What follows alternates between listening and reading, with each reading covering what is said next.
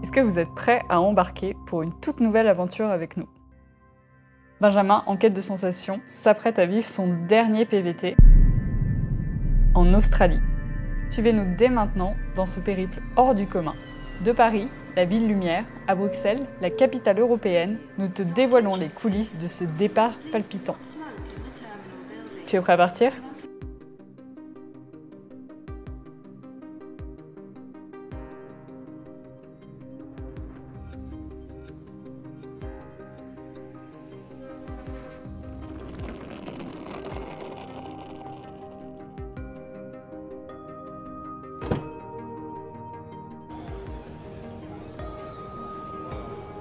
Pour votre information, sachez que notre TGV lui est équipé du service Wi-Fi.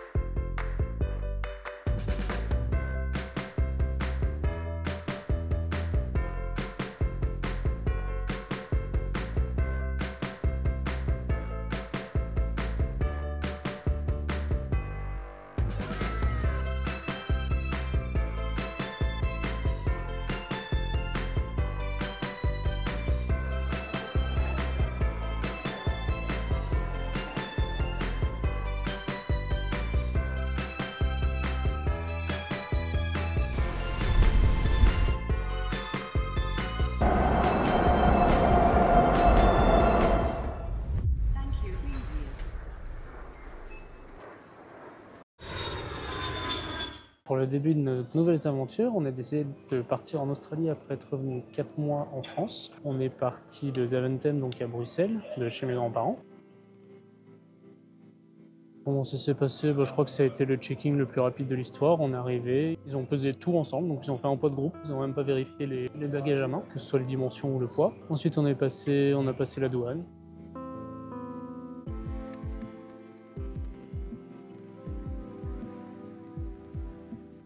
Je crois que toute la moitié de l'avion était vide. Du coup, on avait 3 sièges pour nous, c'était juste parfait. C'est passé encore une fois très très vite. Pour l'instant, Qatar, c'est un sans faute. La bouffe, c'était pas mauvais. On est arrivé.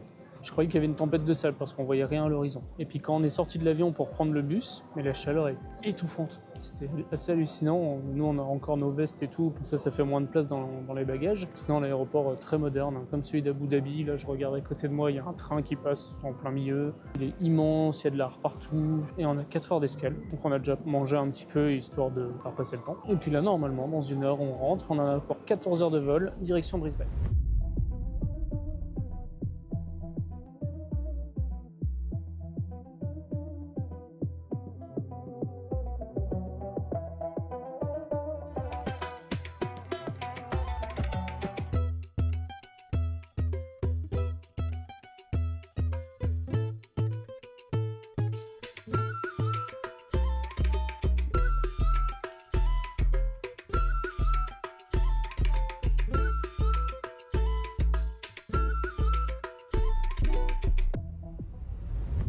Les amis, on y est après 26 heures de vol entre Bruxelles et Brisbane. On vient d'arriver en Australie.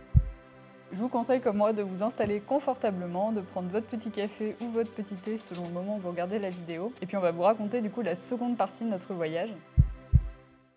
Donc à l'aéroport de Doha, on s'est posé un petit peu, on a décidé de manger, et puis ensuite on a rejoint du coup les strapontins. On a attendu quand même pas mal d'heures là-bas. Et puis ensuite on est monté dans l'avion, donc on s'est aperçu rapidement qu'il y avait énormément de monde dans le second avion et qu'il était presque plein, donc on ne pouvait pas changer comme on a eu la chance de le faire pendant le premier vol. Donc on était dans une rangée de 3 côté fenêtre, donc il y avait moi près de la fenêtre, Benjamin au milieu et une personne qui était à côté de nous. Et heureusement sur ce vol on a eu de la place. C'est la première fois que ça arrive d'ailleurs où on a de la place pour les jambes et pour pouvoir bouger un peu, donc ça on était super contents. Parce que les gens qui sont grands comme nous, ou du moins qui font plus d'1,80 m, vous savez à quel point c'est chiant quand vous êtes dans un avion pendant des heures et vous pouvez pas bouger d'un pouce ou que vous êtes tout collés les uns contre les autres. Donc là, c'était vraiment chouette. Donc on a eu de la chance parce que le petit monsieur qui était juste à côté de nous, c'était un Hongrois qui vivait en Australie depuis plus de 25 ans maintenant et qui nous a un petit peu expliqué ses coups de cœur en Australie. On a discuté un petit moment et puis au moment où ils nous ont apporté donc un petit carton jaune à remplir, donc qui est le Incoming Passenger Card, il nous a aidé à le remplir et surtout surtout à nous dire ce qu'il fallait faire et ce qu'il fallait pas faire. Donc ça a été un super point positif parce qu'on était un petit peu perdus au début. D'ailleurs, on vous en parlera dans la vidéo prochaine des démarches à faire lorsque vous arrivez en Australie, dont ce papier qu'on vous distribue dans l'avion. Pour résumer, en fait, ce petit papier, il va vous permettre de passer la douane australienne, puisque comme vous le savez, il y a une super émission d'ailleurs à la télé qui passait qui s'appelait Douane sous haute surveillance, où vous voyez ces agents de l'immigration qui fouillent tous vos bagages et qui s'assurent que vous n'avez pas de drogue, pas d'alcool, enfin bref. C'est vraiment comme ça, c'est voire pire que les États-Unis, j'ai trouvé.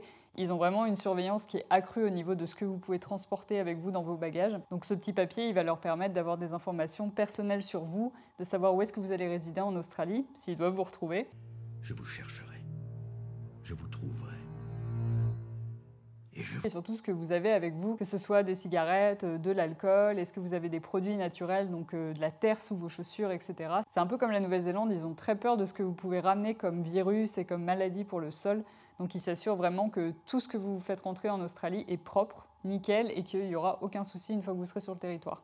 Et du coup, Benjamin, comme vous savez, il a une maladie chronique depuis toujours, donc il a un traitement à vie, donc il a des médicaments avec lui, et il a dû remplir le fait qu'il avait bien des médicaments sur lui, donc c'est considéré comme une drogue ici, et ensuite l'agent douanier lui a demandé un petit peu plus de précision sur ça, mais il était important de le déclarer. Vis-à-vis des caractéristiques du vol, on est parti avec Qatar Airways, donc c'était une première pour nous. On a encore une fois super bien mangé. Le seul petit qu'on a eu, c'est qu'on a eu énormément de turbulences. Sur les 14 heures de voyage, je pense qu'on a bien eu 7 à 8 heures de turbulences avec l'avion qui faisait haut et bas. Je sais que Benjamin, il a eu un petit peu peur. D'ailleurs, il m'a broyé 2-3 fois les doigts. C'est vrai que ça reste assez impressionnant, surtout quand on est côté fenêtre et qu'on voit absolument tout ce qui se passe. On est tombé dans une espèce de tempête. Donc on a atterri vers 16h30 à peu près, donc en fin de journée. On est descendu de l'avion, on a laissé un petit peu tout le monde passer, et puis on a ensuite suivi la file, donc le mouvement, et puis on est arrivé devant différents portiques, en fait, où au-dessus vous avez des signes avec les passeports australiens, les passeports européens et d'autres pays, et encore une autre catégorie qui était pour des pays qui considèrent comme dangereux. Donc nous, on a suivi la file des passeports européens et on s'est retrouvé devant ce qu'ils appellent des smart gates. Donc c'est des portes en verre où vous avancez, vous mettez votre passeport dans la machine, il scanne, il prend une photo et ensuite il vous délivre un petit papier que vous devez présenter à un autre douanier par la suite. Donc pour moi, ça a marché sans problème, ça a pris vraiment 2 secondes. Et donc Benjamin, ça n'a pas fonctionné. Donc au bout de plusieurs tentatives, il a décidé de changer de file et d'aller voir directement un agent des douanes. C'est ce qu'il redoutait un petit peu et je l'ai vu assez stressé dans la file d'attente puisque l'accent australien est quand même assez fort et il avait un petit peu peur de ça avec son anglais.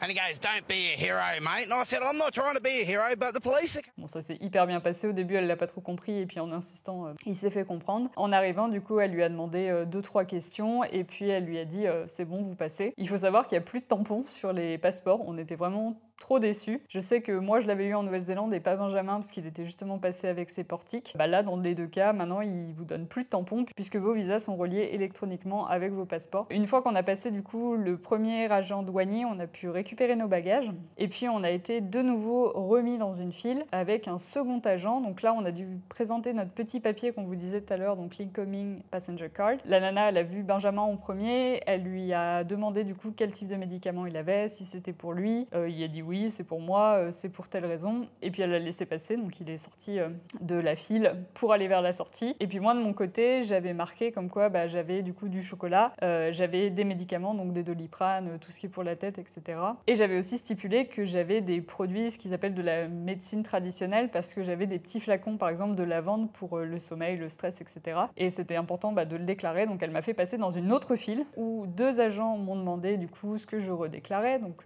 à redire une fois de plus ce que j'avais dans mes bagages. Et puis ensuite, j'étais en file indienne. On a un stop, on s'arrête, et là, on a une sorte de grande lignée avec des pas par terre verts. On vous demande de vous placer à la file indienne les uns après les autres, de vous arrêter, de poser toutes vos affaires par terre et de ne plus bouger. Et en fait, ils vont vous envoyer les chiens de sécurité qui vont venir un par un, sentir vos affaires, venir vous sentir, etc. pour voir si vous n'avez pas des produits qu'ils considèrent comme dangereux. Une fois que les chiens sont terminés, vous avez 2 options. Soit c'est passé, vous avez rien. Et dans ce cas-là, l'agent des douanes vient vous voir et vous dit c'est tout bon. Et les personnes qui sont pas passées avaient encore une 4e étape. Ils devaient aller sur une espèce de grande table en métal et déposer toutes leurs affaires. Et avec l'agent des douanes, ils ouvraient absolument tout pour qu'ils puissent checker ce qui avait un petit peu fail avec les chiens. On est sorti de l'aéroport, il devait être plus de 18h30 à peu près, donc on a passé 2h30 à la douane pour pouvoir traverser la frontière. Donc une fois mon inspection terminée, je rejoins Benjamin à l'extérieur de l'aéroport, enfin on se retrouve dans le hall, et puis là on décide de regarder un petit peu qu'est-ce qu'on peut prendre comme transport en commun pour pouvoir rejoindre la ville, sachant que c'était à peu près à 20-30 minutes. Il y avait des trains, il y avait des bus. Après on a regardé un petit peu au niveau des prix et de l'attente, c'était super long et super cher pour ce que c'était, donc on a décidé de regarder sur Uber. On a trouvé un coursier qui nous prenait pour une vingtaine d'euros, je crois,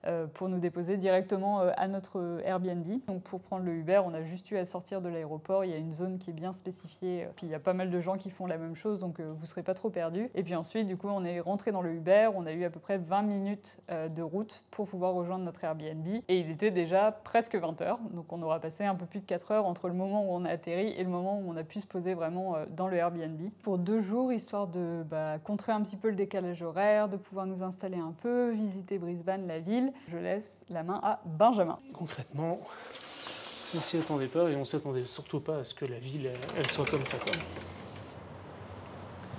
On arrive et comment ça se passe? C'est vraiment une ville immense. Il y a des énormes gratte-ciel partout. Et puis c'est ultra éclairé, c'est hyper grand. Moi concrètement j'ai le vertige. En tout cas, on espère que tu as aimé cette première vidéo sur notre périple en Australie. N'hésite pas à nous rejoindre ici sur cette chaîne et sur nos différents réseaux sociaux si tu veux suivre notre aventure. Et puis on dit à la semaine prochaine. Salut!